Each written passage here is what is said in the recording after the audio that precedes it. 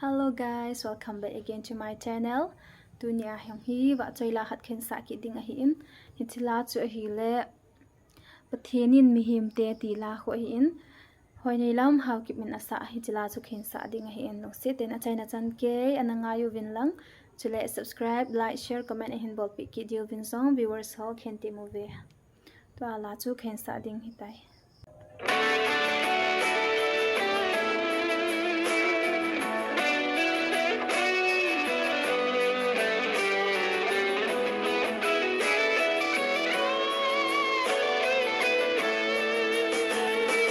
Pathen Mihemte khan to ding a day ye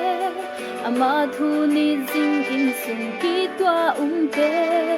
mi te ngai sang le ki hil na hi di ki chu thon lo wa pakka ki te na a hi apha de chan nin thil pha bol jing hem Apollo ball ten lam se hinda lao hen ba kai lung dei lam ho jing u te ven ba kai ang su bel na ding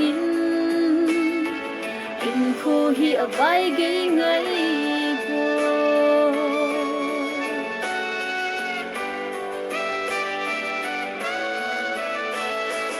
Pathen bills de chu sa tan dia mel ma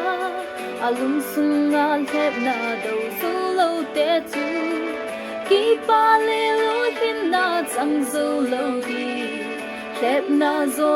lo mi chu anun nom a hi apha de chan min thil pha bol sing hem Apollo ball ten lam se hinda lao hen ba kai lung dei lam ho jing u te ven ba kai ang su bel na ding in kho hi a vai ge ngai po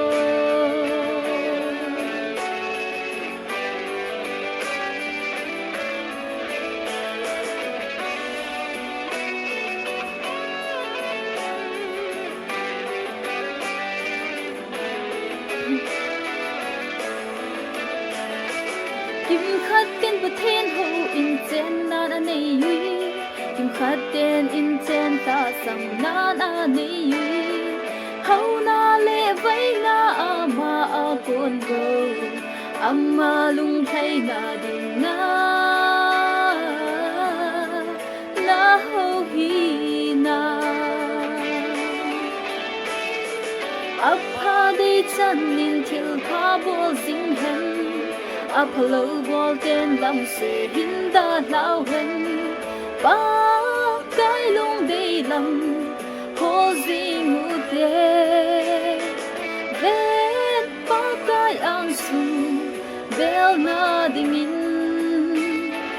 in kho hi a vai ge ngai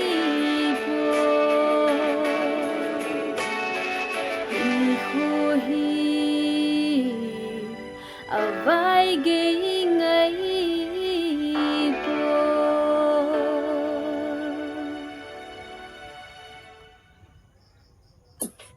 Kiki pa guys ka video achana chan ke hin ve a chula kala sa hin ngai sa zo se chunga ki pa thu khen se chula ma ba na zong na ho ki thopi na ka ngai cha jingin long se te in ka channel hi a hin ki thopi jing di win viewers so khin ti movie see you in the next video. Bye bye.